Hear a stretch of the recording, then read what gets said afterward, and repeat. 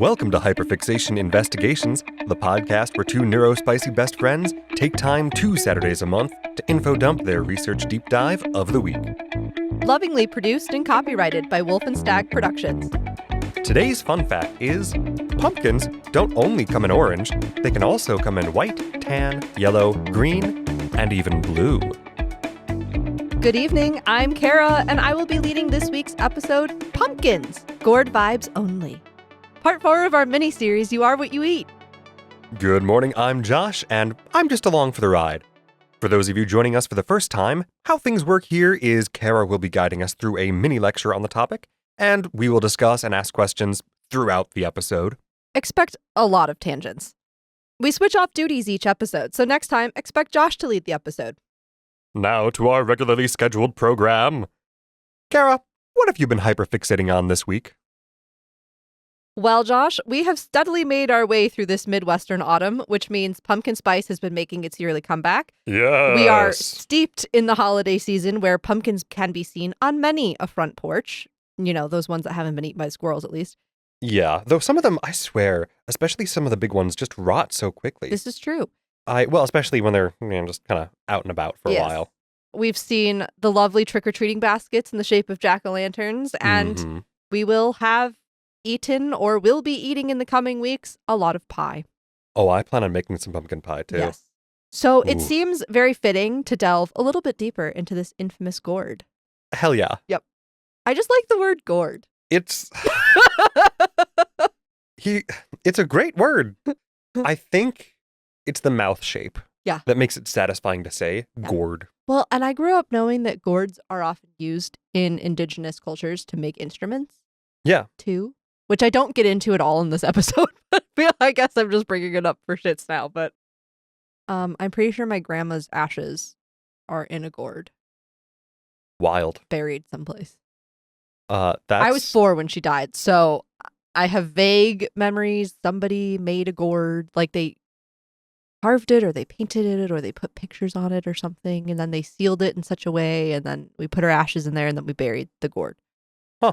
My mom will fact check me on this, I'm sure, after she listens to this episode, but anyway. Sure. But regardless, I do love the idea of using a plant as a natural container or urn. For sure.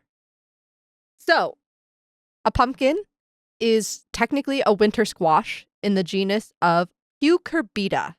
Cucurbita. Cucurbita. Cucurbita.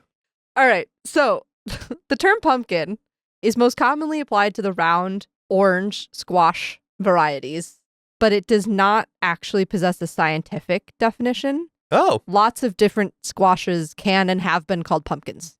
Love that. So it's like a nickname.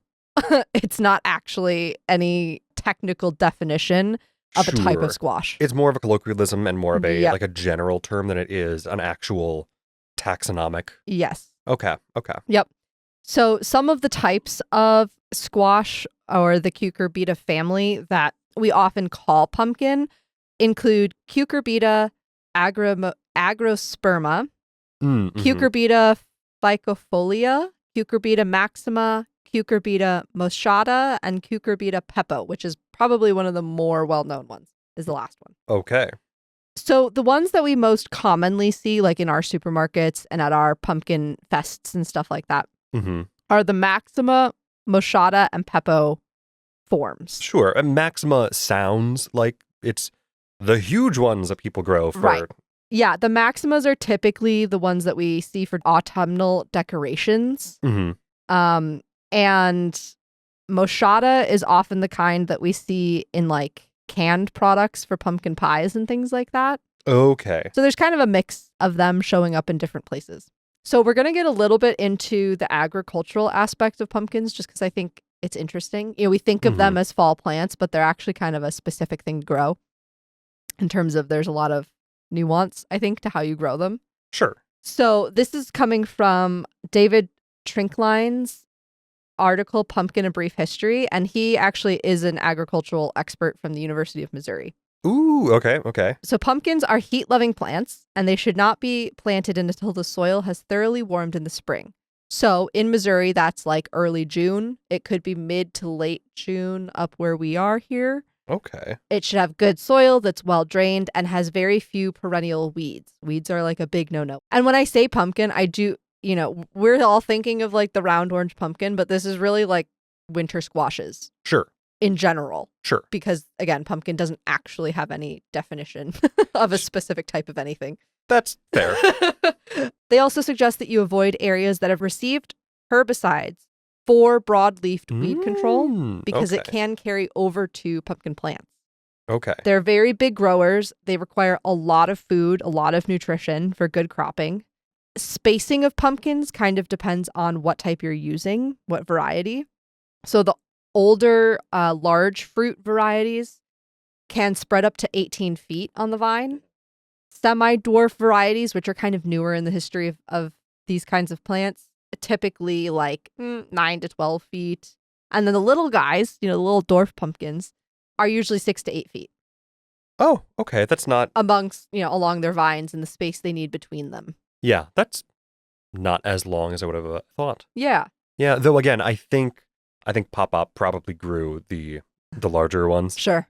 If I'm remembering correctly. Yeah. From the amount of space they took up when they finally sprouted, those things went a good ways into the yard. I believe it. Yeah. Yeah.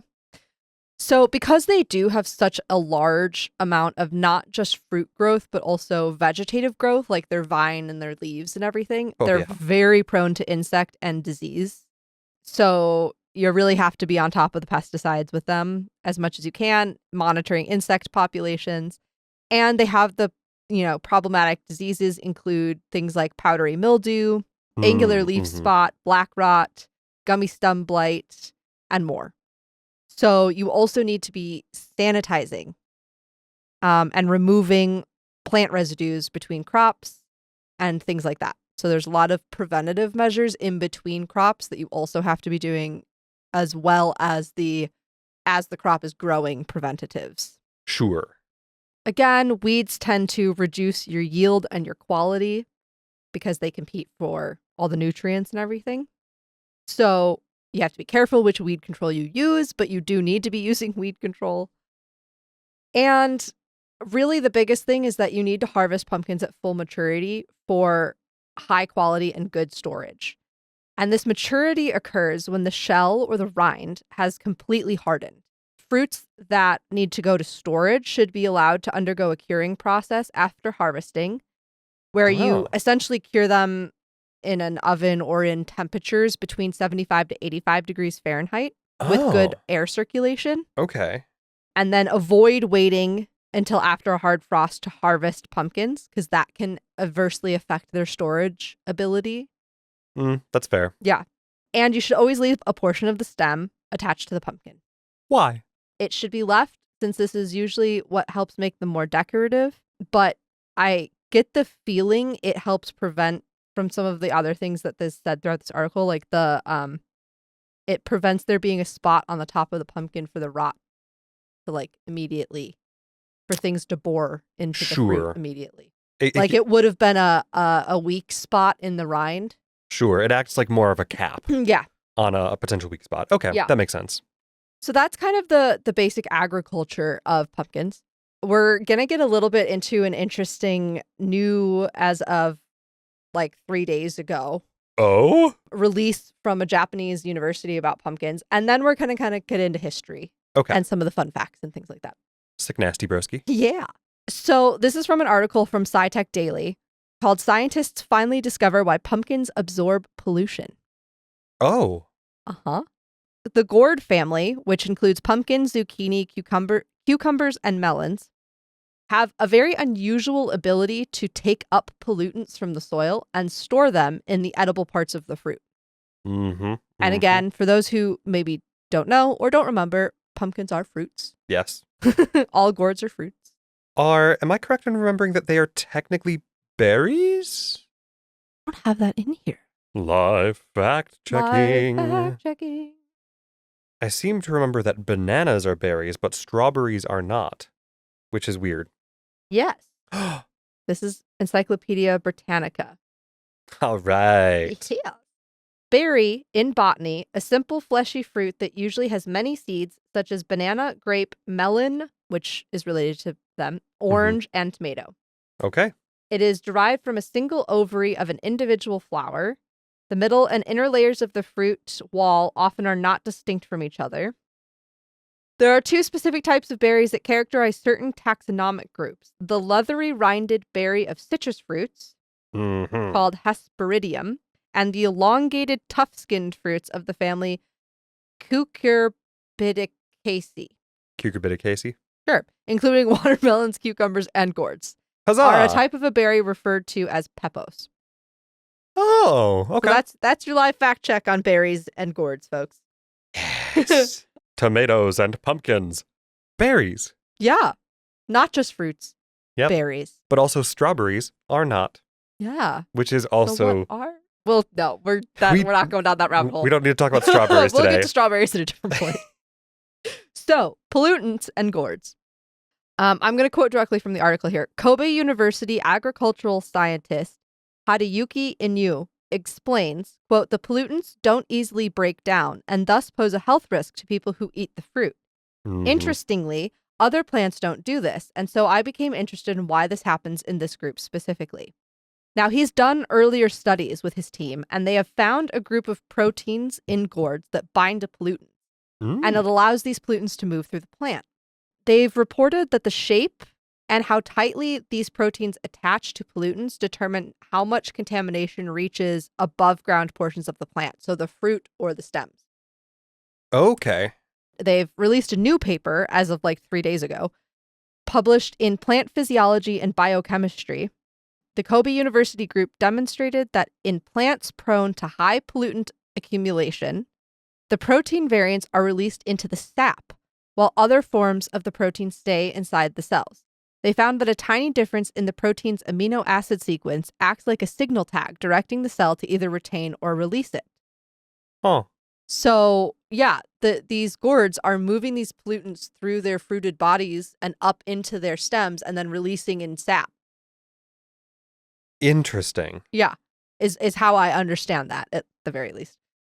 Some of the key points that kind of come out of this, things that are to be considered as we go forward, is that if we can see how pollutants are transported through plants, it can help scientists in breeding safer crops because you can control contaminant transporting proteins through GMO, which, you know, people always complain about that, but genetic modification has been an integral part of agriculture for thousands of years.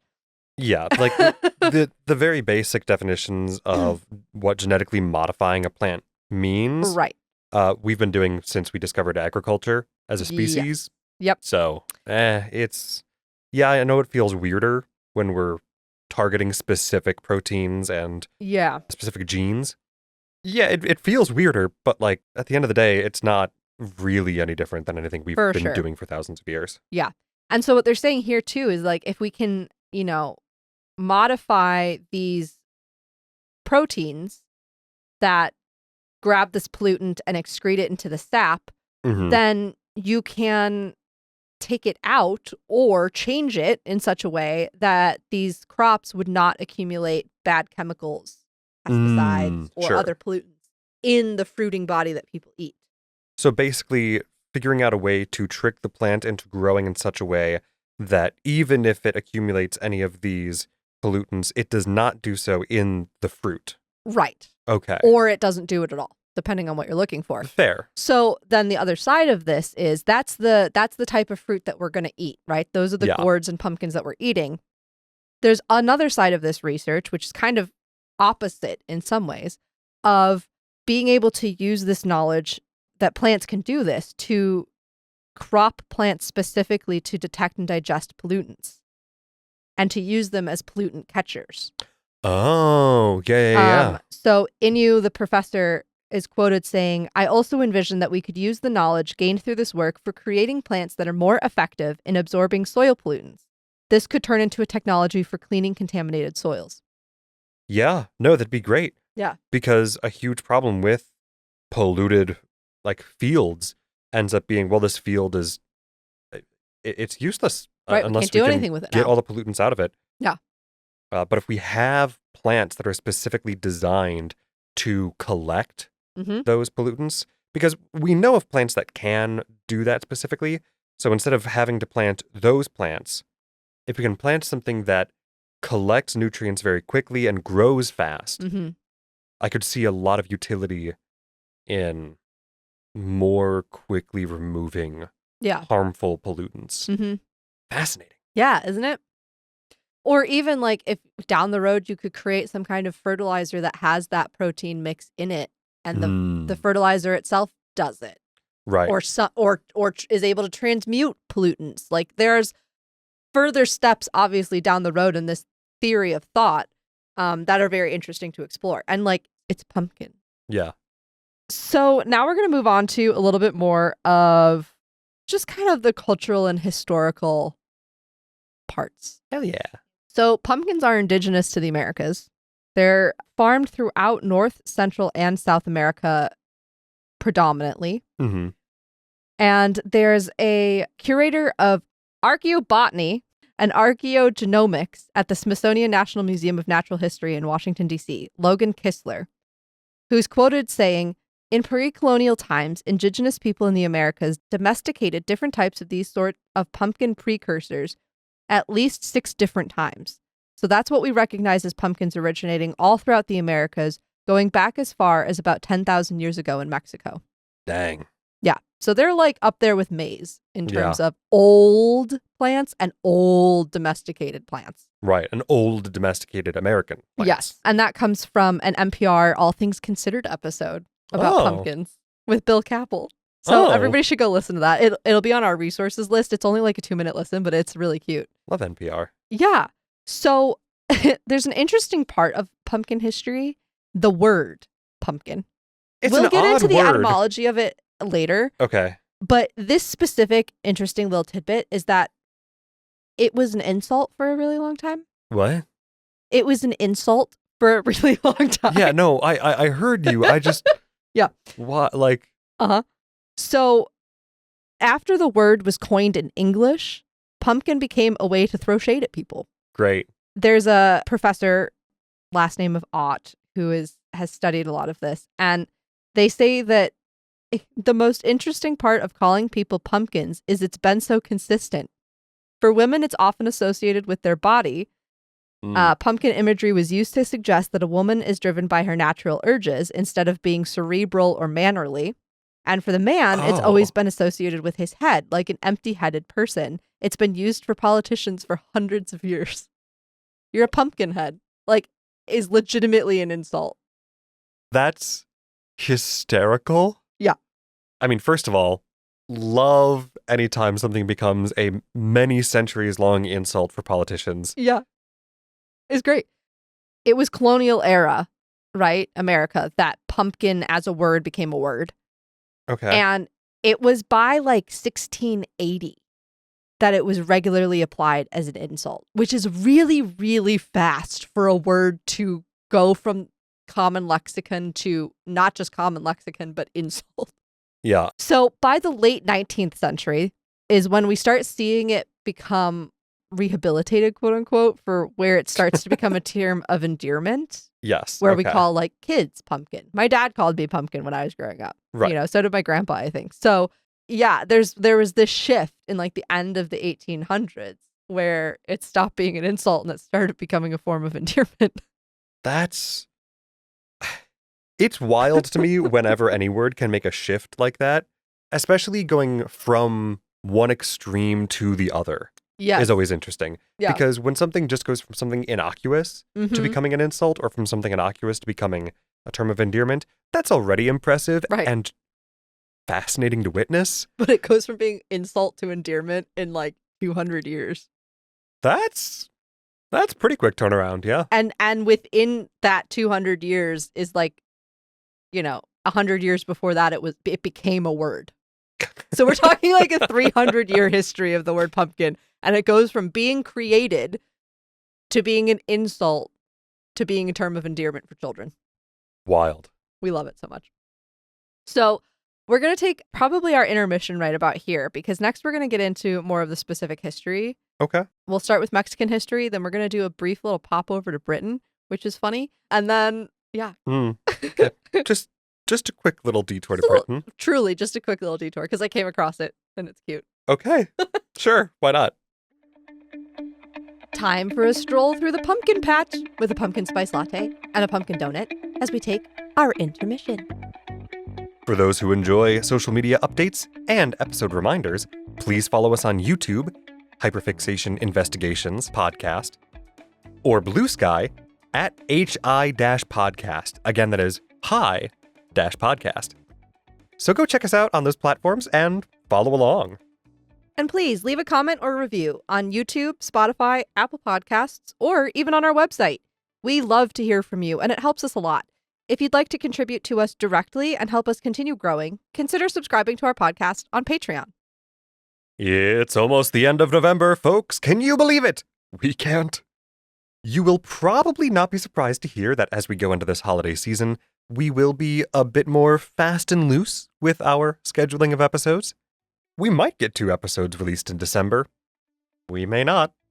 We encourage you to subscribe and or turn on notifications for our podcast wherever you listen, or join our email list to be one of the first to find out when a new episode drops. Now let us roll on back to our gorgeous episode. Gourd, just Yes. phenomenal. Thank you. So let's talk about now the history of pumpkins. And that is largely a Central and South American to then North American history. Okay.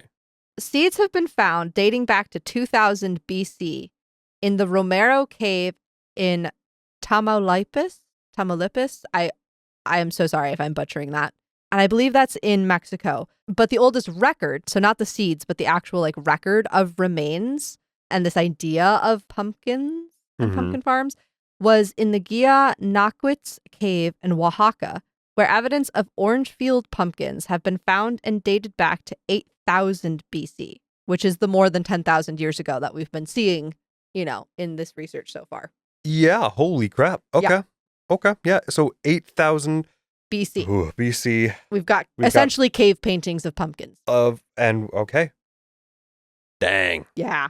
So they're old. Love that. Yes. Way to go, pumpkins. Way to go, pumpkins. And this is coming from an article in the Los Angeles Times called The Mexican Origin of Pumpkins by Andrea Elicida. Again, I am horrible with names of things, so I apologize. But I would highly suggest if people are really interested in this stuff to go read that article. Well, again, we'll have it linked on the site because she links to a bajillion other articles and interesting historical sources and stuff like that throughout her article. We're not going to dive that deep into this, but you can if you want to. Hell yeah. So wild squashes have been in the Americas since before humans arrived in the Americas. They most often grew near floodplains and they would be eaten by herbivores. That makes sense. And then eventually humans who hunted the herbivores essentially began the first threatening of the existence of plants because the herbivores weren't spreading the seeds, the plants weren't growing as much anymore. But humans in that time period also found the nutritional value in this. Sure. Before they became extinct, and so then they started to domesticate it and grow it as agriculture. In Mesoamerica, you can see that pumpkins are being cultivated that were as small as tennis balls and very bitter. And then they would toast the seeds, and that helped them stay for long periods of time and sustain energy from the proteins. And I mean, people eat pumpkin seeds to this day as a part of their trail mix and their, granolas and all that kind of stuff. Yeah, they're tasty seeds. Yes. And essentially, since this domestication of the small bitter plant, which again, just how agricultural domesticated plants evolve is fascinating. You look at the history of maize, you look at the history of pumpkins, you look at the history of potatoes, and what they started out as 8,000 years ago or whatever, and what they are now is so fascinating. Yeah, the vast difference between this bitter little plant the size of a tennis ball, right? And now people are growing special for competition. Yes. Giant pumpkins. And we will talk about that too. The size of a Mini Cooper. Yeah, for sure. So nowadays, right, when you look at Mesoamerican cuisine, pumpkin is actually everywhere. And I feel like it's very whitewashed in the United States. That's not shocking. Right? You think pumpkin spice, you think pumpkin pie, you think colonial Thanksgiving, which, gross. Yeah. You don't think, actually pumpkin seeds and pumpkin flesh have been used in Mesoamerican cuisines throughout Central and South America for a very long amount of time. And it's still to this day, traditional dishes and new dishes. She goes into the article about some of the very high-ranked, like Michelin star restaurants in Central and South America that are integrating pumpkin. And it's really cool. Well, because I would imagine there's a lot of traditional recipes that probably have pumpkin in some capacity, whether it's like a pumpkin mash or a pumpkin slices. We also think of pumpkin as something that's like a dessert. But if you don't cook it as a dessert, it's not inherently like sweet, you know? Or it can be the slightly sweet thing in a savory dish, you know? So there's that too of like, when I say that it's a part of their cuisine, it's not like it's in every dessert. It's like it's a part of the whole cuisine. You know what I mean? Well, I mean, so much of what we think of as pumpkin flavor is we think spices. Of pumpkin spice. Right. It's sugar and spices. Right. And then a little bit of pumpkin. The cinnamon, cardamom, nutmeg, and then whatever else you decide to throw in to accentuate and pair with some of the pumpkin flavor. But that's not, those are dessert spices you're throwing in there. Of course, we think of it as a dessert. But, I mean, last time we went to Hot Pot, just slices of boiled pumpkin with whatever other seasonings are available is dang good. Yeah, to me, it's like potatoes, where it kind of absorbs a lot of whatever it's with, whilst also having its own mild flavor that's very distinct. Yeah. But yeah, so there's all kinds of, you know, we could talk just about pumpkin and food for an entire episode, and we're not going to do that. But you sure? Yes. Getting a little hungry. I know. I'm actually so hungry. It's not helping. So we've also found dried out and squashes that were shaped into bowls. We have evidence in the Maya region of it being used as offerings for the gods to put blessings over the harvest. During Dia de Muertos, pumpkins are used as decoration and set on altars along with candles, photos, flowers, candy skulls, etc. And there's an interesting little tidbit from this article that I thought was really interesting. I'm going to quote it directly. Quote, pumpkins also left their mark in the Southland, where Calabasas got its name as a tribute to the pumpkin patches that reputedly dotted the area long ago, according to the city's Chamber of Commerce. The community's last pumpkin patch was harvested in 1987, as reported by the Times. Interesting. Right? Calabasas. Yeah. Okay. So that's kind of the overview of like the ancient domestication from Mesoamerica in North America, indigenous history. Sure. We'll talk a little bit more now about the colonial stuff and then a little bit about the modern British stuff, just because it was funny. It was cute to see. There was, during colonial America, pumpkin almost became the next beetroot, as in the next competitor for sugar on the world stage. Interesting. Yes. And I'm going to quote, I know I've quoted a lot in this episode, guys, but these are historians that have done a very good job of saying this stuff. Right. And I want their words to be given the due credit. Sometimes there's just not much better you can do than to read somebody else's words because they put it so concisely. Especially because there's also like first person accounts within these quotes. So it's going to be easier. Jenny Shirtliff wrote the historic pumpkin article for the Woodstock History Center. And this is her quote. Pumpkin pulp was also stewed like other vegetables and added to batter. As pumpkin varieties were refined, some were prized for their sweetness. An article published in the Vermont Mercury in September of 1837 notes that a recent discovery in France would, quote, make the pumpkin fields of New England dangerous rivals to the cane fields of Louisiana and the West Indies. The paper explains, quote, a complete revolution is expected to take place in the manufacture of native sugar, a revolution which will probably compel the beet growers to hide their diminished heads. In other words, the pumpkin is about to enter the field as a rival of the beetroot and to force the Chamber of Deputies to revise its late enactments on the sugar question. An industrious speculator is on the point of establishing a manufactory for extracting sugar from this overgrown and hitherto despised production of the vegetable world, the first experiments on which it is added have been crowned with complete success. First of all, hitherto despised? 1830s, man. You gotta love the language. So essentially, in the 1830s in Vermont, New England general area, they're like, hey, our pumpkin fields are about to dethrone Louisiana and the West Indies for sugar production. with pumpkins. Right. Just you watch. Right. I gotta respect the cojones. Yeah. To be like, you're gonna hang your heads in shame. Exactly. Just watch. Exactly. Your days are numbered, beetroot. So she finishes this section of her article with, like so many seemingly good ideas, pumpkins replacing cane fields and sugar beets never came to fruition. One can imagine the potential impact if they had. However, by replacing several of the crops that had been raised and harvested largely by enslaved laborers and providing an alternate sweetener to honey and maple sugar. Yeah. Like, it is fascinating to think about the what ifs if it had become a sugar substitute. But it's also very interesting to learn that it even can be used as a sugar substitute, because I didn't know that. Yeah. It's not something I would think of as a sugar substitute, because, again, that did not really come to pass as at least industrialized manufacturing of it. Absolutely. Yeah, and because I generally don't think of pumpkins as being that inherently sweet. Right. Fascinating. So now we're moving to northern Wales. Why? Because there's this really cute, I say cute, I don't know if they would find it cute that I call it cute, but the Rug estate in North Wales, Sure. which is the estate of Lord Newborough, are now planting organic pumpkins as a part of their organic produce farm. And people in the last week of October could go and pick pumpkins on this estate in Northern Wales. But as a part of their marketing for this, one of the members of their team wrote a little bit of a history of pumpkins in Britain, which I just think is hilarious. So pumpkins are said to have been first introduced to Europe in Tudor England through the French in the 16th century. Ah, the French, of course. The French, yes. They were at this time known as pompions, which is a very French word. And again, etymology's coming later, but yeah. Okay, but already I can hear pompion, pumpkin. Yeah.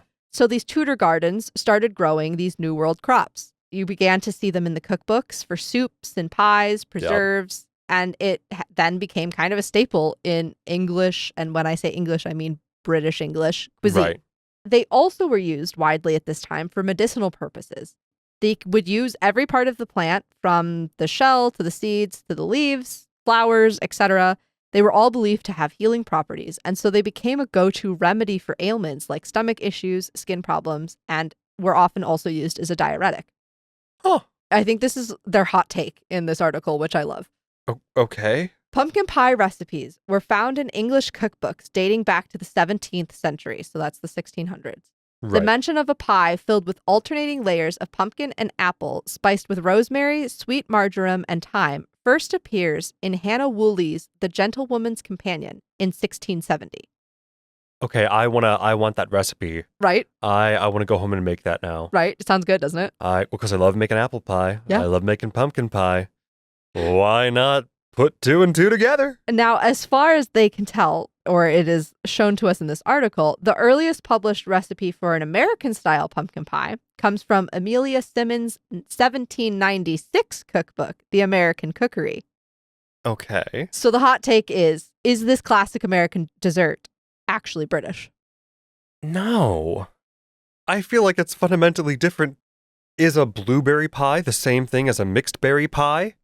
What do you mean? I just thought it was so cute. First of all, I think it's cute that they're growing pumpkins in Wales. Yes. I don't know why. It just tickles something for me. Sure. I think it's cute.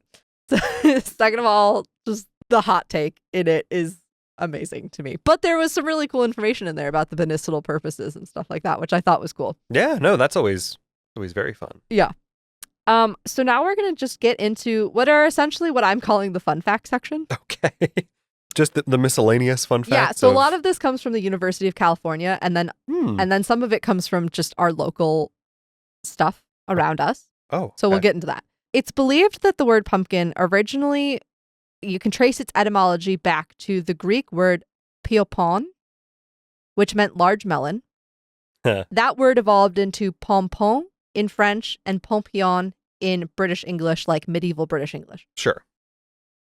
But there's also this argument that pumpkin may have its roots in the word pofunkin or popunkin, which means grows forth round, from, and I'm going to butcher this and I'm sorry, the Wampanoag dialect of Massachusetts indigenous tribes.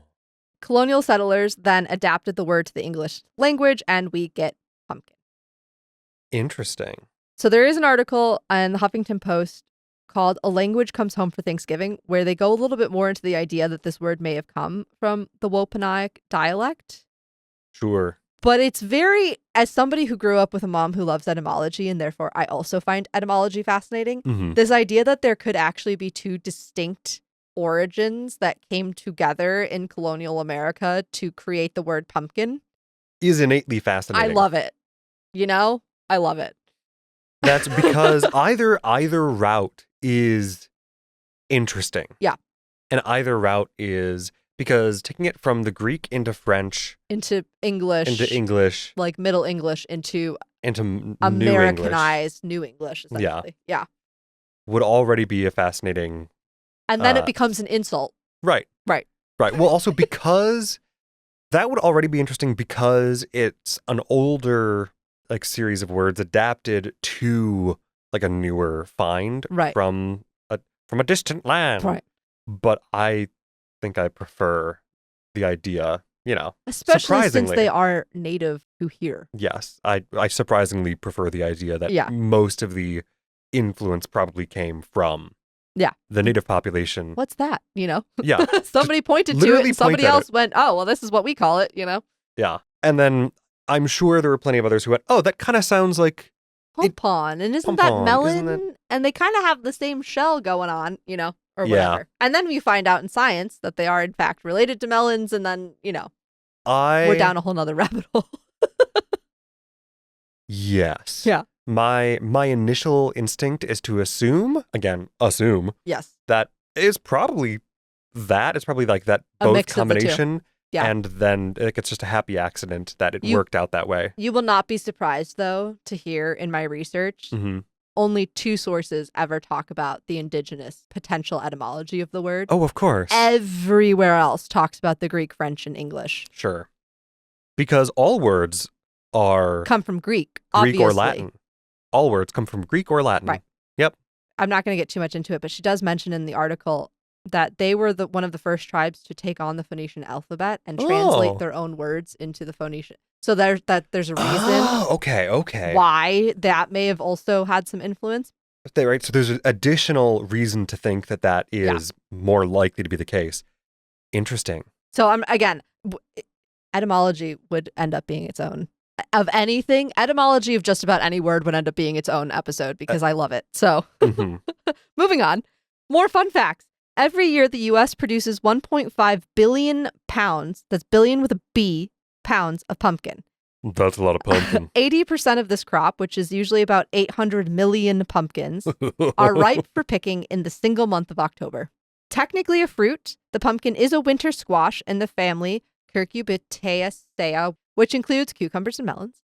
There are over 45 different varieties of pumpkin that we know of, and there were probably way more before, which is true of potatoes and maize as well. Yeah, especially, it is kind of a shame that especially as we farm various things, it's depressing how often so many varieties become extinct because we just go, oh, well, we can just grow this one version everywhere. Right. And then you have a whole species of banana go extinct because... The banana flavor theory.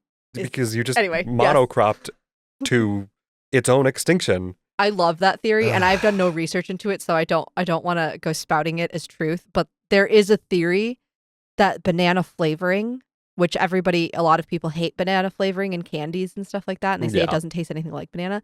There's a theory that it tastes like a now extinct version of banana. Yeah, I've always heard it as like a rumor. Yeah, it's a rumor. I've done no research into it, so this is all alleged, but it would be fascinating if that were true.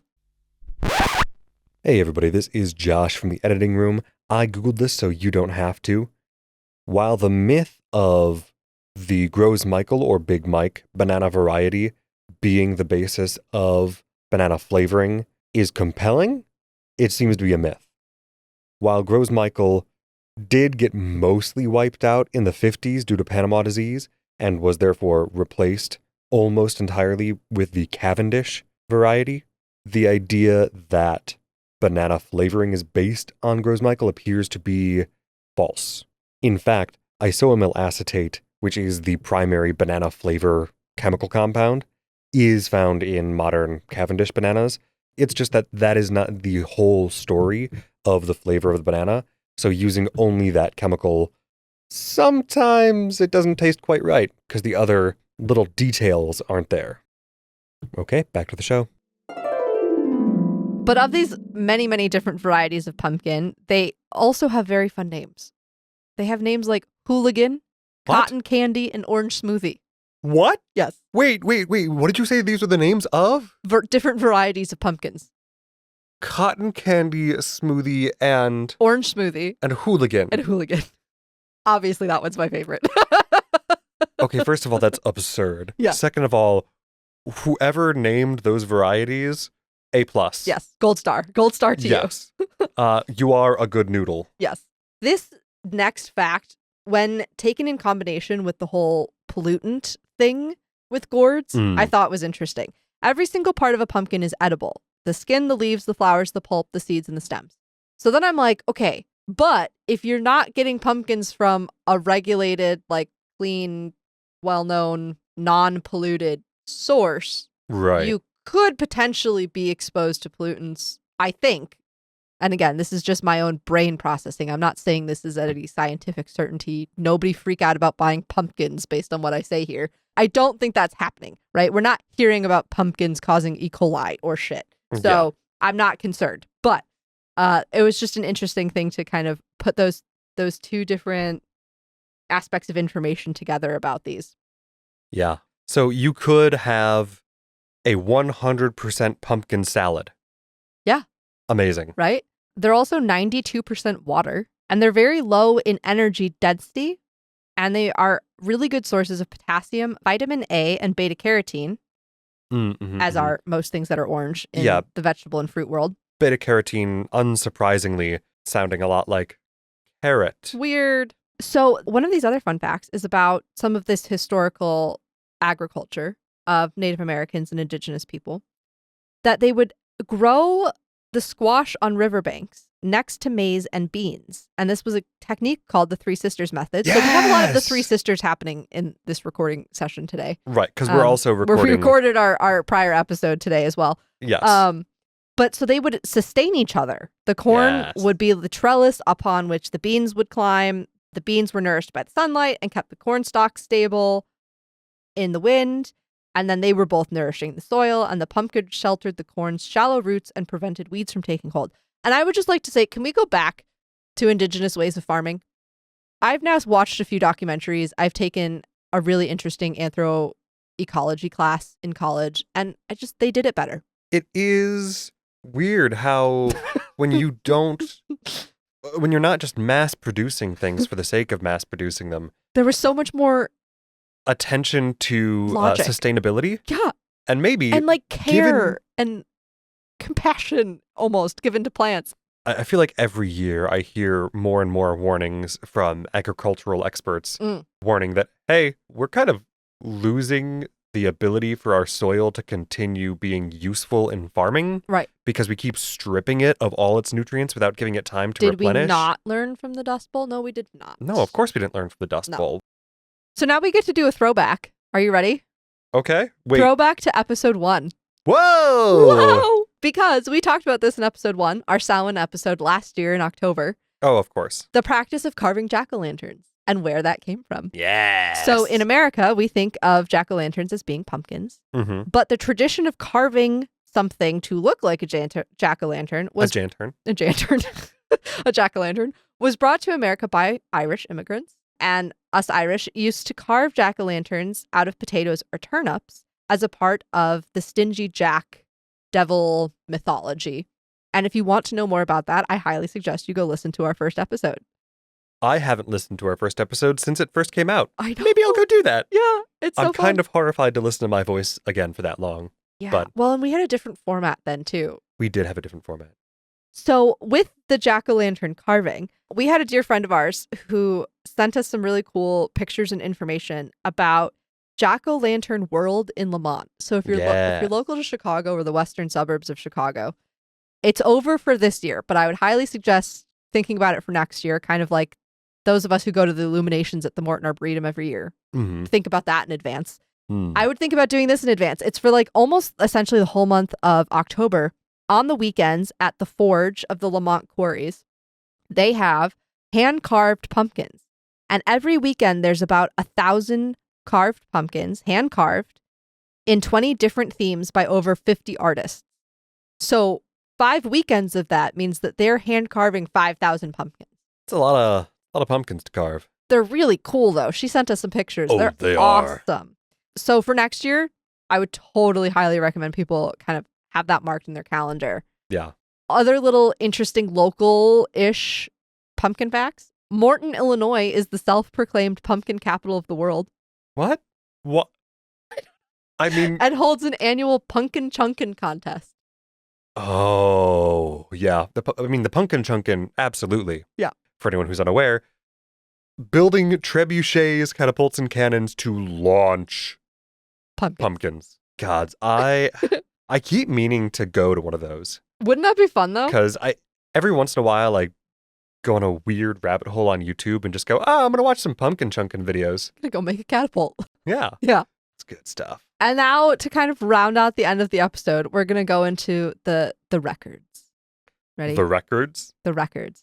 The records. In 2025, twin brothers in the United Kingdom grew the biggest pumpkin ever documented, tipping the scales at 2,819.3 pounds.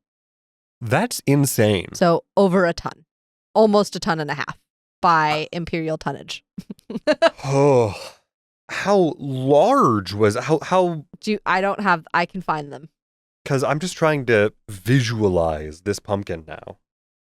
Because what do you mean this thing is over a ton? Lymington twins squash world record for biggest pumpkin. BBC, that is a great article That's a great title. Headline. I am proud of you. Okay. The thing's ginormous. Circumference of over 21 feet. Or 6.4 meters. Oh my gods. Yeah. Circumference. Yeah. Oh my gods. The twins have been growing gourds since they were 13. Hard work's paying off, guys. The pumpkins are grown in computer-controlled greenhouses and need about 130 gallons of water a day. It was growing an average of 70 pounds a day for about 10 or 15 days. 70 pounds a day. Yeah. Oh. In the past, some of their giant pumpkins have been flown to feed the elephants at a zoo in New York. Okay, that's This is so cute. delightful. I'm going to have to remember to put this on my references list. Hang on. Yeah. Also, what a great way to use those giant pumpkins. Yeah. To make sure they actually get used instead of just we grow it for competition and then we toss it. No, it's going to feed the elephants. Feed the elephants. Okay, so that was that one. The next one. The Great Pumpkin Folk Festival at New Bremen, Ohio, did it again. Ohio? Yep. They broke their own world record for the world's largest pumpkin pie. Oh my God. This was in 2010. They baked a 3,699-pound pumpkin pie, which surpassed their own prior record of 2,020 pounds. It was 20 feet in diameter and was largely considered the biggest attraction of their pumpkin fest that year. Yeah, you made a 3,000-pound pumpkin pie. Over 3,500. 3.5? Yeah. It's larger than the giant pumpkin. How many pumpkins did that take to make? They used 1,212 pounds of canned pumpkin. Okay. 12,796 eggs, which is 233 dozen, in case you were curious. Oh my God. 109 gallons of evaporated milk. Yeah. 525 pounds of sugar. 7 pounds of salt, and 14.5 pounds of cinnamon. Okay, so what random cloud giant did they hire to hire out their oven to bake this in? I don't know, man. That's absurd. Isn't it great? I love that. Yep. So it pretty much rounds us out, though. That's our pumpkin episode. Wow, that does round us out. I didn't even mean it, but I caught it as I said it, and I was proud of myself for subconsciously making puns. Phenomenal. Yeah, no, I don't have any other questions.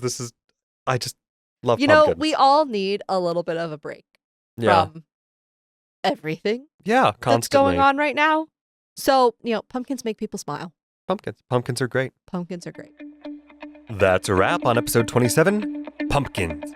If you'd like to delve further into this topic, our research sources and related images are posted on our website, hyperfixation-investigations.com. Again, that is www.hyperfixation-investigations.com. Thank you so much for listening.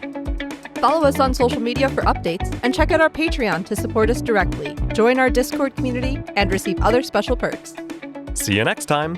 And remember, what's a little info dumping between friends?